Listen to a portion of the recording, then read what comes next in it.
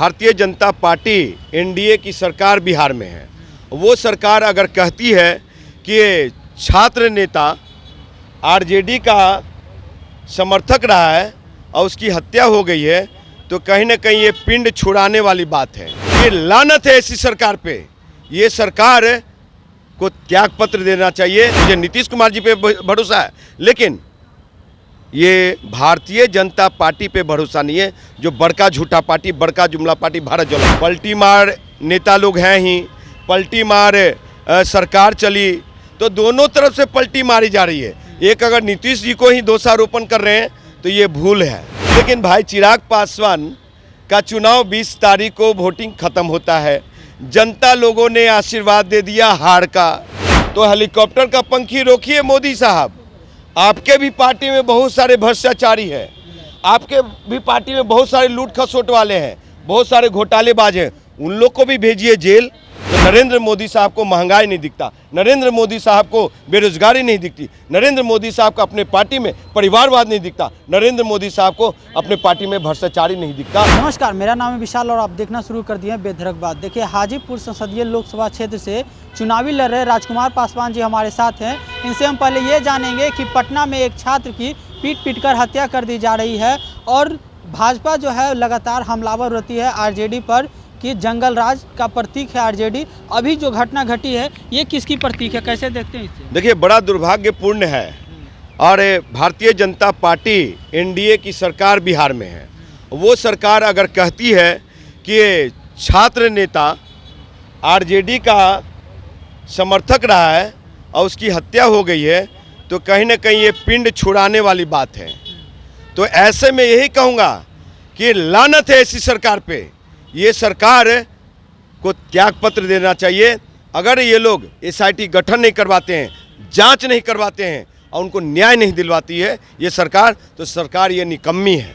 और ख़ास करके मैं उनको ज़रूर कहूँगा कि बिहार के सम्मानीय मुख्यमंत्री जो न्याय संगत बात करते हैं, ये न्यायपालिका, कार्यपालिका और इसकी दुहाई देते हैं सुशासन की, तो नीतीश कुमार जी का शायद स्टेटमेंट भी आ चुका है। शायद हमारे उस युवा छात्र नौजवान को न्याय मिलेगा। मुझे नीतीश कुमार जी पे भरोसा है, लेकिन ये भारतीय जनता पार्टी पे भरोसा नहीं है, जो बड़का झूठा पार्टी, बड़का जुमला पार्टी भारत जोड़ो पार्टी है। क्या निशाना क्या साध रहे हैं कि कहीं ना कहीं तेजस्वी यादव जी है फिर एक बार पलटी मारेंगे क्या? देखिए, पलटी तो सदियों से चल रहा है भाई। ये राजनीतिक खेल है, इस राजनीतिक गुत्थी को समझने की ज़रूरत है। पलटी मार नेता लोग हैं ही, पलटी मार सरकार चली, तो दोनों तरफ से पलटी मारी जा रही है। एक अगर नीतीश जी को ही दोषारोपण कर रहे हैं तो ये भूल है।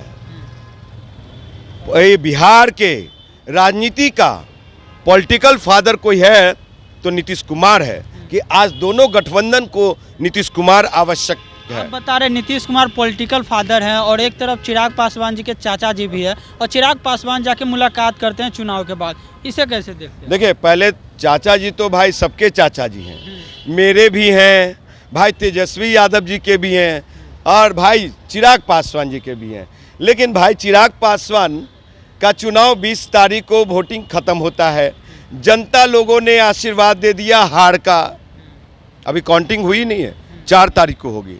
लेकिन जो छन करके आया, जो हम लोगों ने असेसमेंट किया, तो चिराग भाई चुनाव हार चुके हैं। और वोटिंग के बाद 3 दिन के बाद सीएम आवास जाते हैं चिराग पासवान जी, और वहाँ पे पैर पकड़ते हैं कि चाचा जी गलती हुई, अब आगे से ऐसा नहीं होगा, इस बार हमारी इज्जत बचा लीजिए।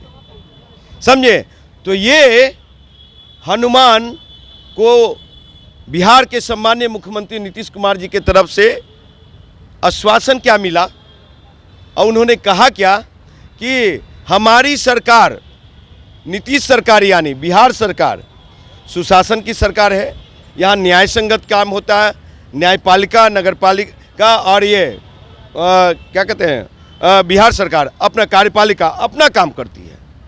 इसमें नीतीश कुमार, जब आप भाजपा और संघ नरेंद्र मोदी अमित शाह के इशारे पे जब आप मुझे 2020 में हरा रहे थे, घूम घूम करके गाली बक रहे थे, और जो जनता ने जनादेश दिया उसको स्वीकार किया, कहा कि क्या कहते हैं आप हरा रहे थे, उस समय हम स्वीकार किए जनता का जनादेश। उसी तरह से हाजीपुर की जनता ने आपको जो जनादेश दिया है बेटा चिराग, उसको स्वीकार कीजिए। तो आपको बता दूं कि जब तक चिराग पासवान पे अमित शाह का कृपा, नीतीश कुमार जी का कृपा, मुख्यमंत्री नीतीश कुमार और डीएम का कृपा नहीं होगा ना, तो चुनाव किसी हर हालत में नहीं जीतेंगे हाजीपुर। और रही बातें कि नरेंद्र दामोदर मोदी साहब कहे कि हेलीकॉप्टर का पंखी जब रुकेगा तो लोग जेल सलाखों के पीछे जाएंगे। तो हेलीकॉप्टर का पंखी रोकिए मोदी साहब। आपके भी पार्टी में बहुत सारे भ्रष्टाचारी हैं, आपके भी पार्टी में बहुत सारे लूट खसोट वाले हैं, बहुत सारे घोटालेबाज हैं, उन लोग को भी भेजिए जेल। आप एक तरफा क्यों देखने में लगे हुए हैं? आपको बता दूं कि भारतीय जनता पार्टी बड़का झूठा पार्टी, बड़का जुमला पार्टी, भारत जलाओ पार्टी ये न्याय संगत बात नहीं करती है। जो भी भ्रष्टाचारी उनके पार्टी में चला जाता है उसको गंगोत्री के जल छिड़क करके और उसको पवित्र कर देते हैं, वो भारतीय जनता। तो नरेंद्र मोदी साहब को महंगाई नहीं दिखता, नरेंद्र मोदी साहब को बेरोजगारी नहीं दिखती, नरेंद्र मोदी साहब को अपने पार्टी में परिवारवाद नहीं दिखता, नरेंद्र मोदी साहब को अपने पार्टी में भ्रष्टाचारी नहीं दिखता। ये देश के प्रधानमंत्री आज देखिए ना कैसे रो रो के प्रधानमंत्री कर रहे हैं कि 5 किलो ही नहीं अब 10 किलो अनाज देंगे। मतलब कि राहुल गांधी जी का विचारों को अब लागू करना चाहते हैं। केजरीवाल साहब का 200 यूनिट को अब देश लेवल पे लागू करना चाहते हैं। तो अपना विजन क्या है? कुछ नहीं है। आपको बता दूं कि देश का सबसे कमजोर प्रधानमंत्री है नरेंद्र दामोदर मोदी साहब। ये कहते हैं मेरे पास राफेल है, एटम बम है, परमाणु बम है, ना जाने कितने लॉन्चर है, लेकिन 140 करोड़ आवाम को किस देश से डराते हैं ये नरेंद्र दामोदर मोदी साहब? छोटा सा देश, कमजोर देश पाकिस्तान से। साहब चाइना कितने किलोमीटर घुस गई है, ये 56 इंच के सीना वाला प्रधानमंत्री डर से बोलता नहीं है कुछ। ये नेपाल कितने किलोमीटर घुस गया है, ये 56 इंच के सीने वाले प्रधानमंत्री डर के मारे कुछ बोलते नहीं है। ये नेपाल कितना किलोमीटर, बर्मा कितना किलोमीटर घुस गया, ये बोलते नहीं है डर के मारे। ये प्रधानमंत्री खाली विदेश में जाते हैं तो वो अंबानी अडानी को टेंडर दिलाने वाला प्रधानमंत्री है। इसलिए ऐसे प्रधानमंत्री से बनना चाहिए। अंतिम फेज हो रहा है, मैं पटना में खड़ा हूँ। पटना वासियों से मैं कहना चाहता हूँ कि मैं पटना का वोटर भी हूँ और पटना में मेरा वैशाली महुआ के बाद पटना में मेरा घर भी है।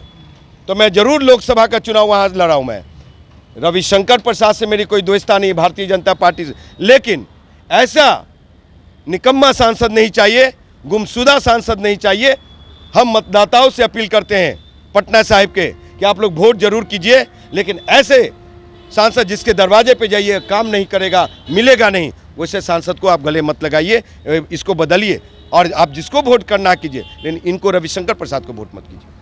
तो पटना के जनता से अपील करते हुए दिखे राजकुमार पासवान जी कि एक बार फिर से भाजपा को समर्थन नहीं करने की अपील कर रहे हैं। अब देखना यह होगा कि आगामी जो 4 जून को परिणाम आएंगे, परिणाम में किसका पलड़ा भारी होता है। बहरहाल आप बेधड़क बात देख रहे हैं। मेरा नाम विशाल, बहुत बहुत धन्यवाद।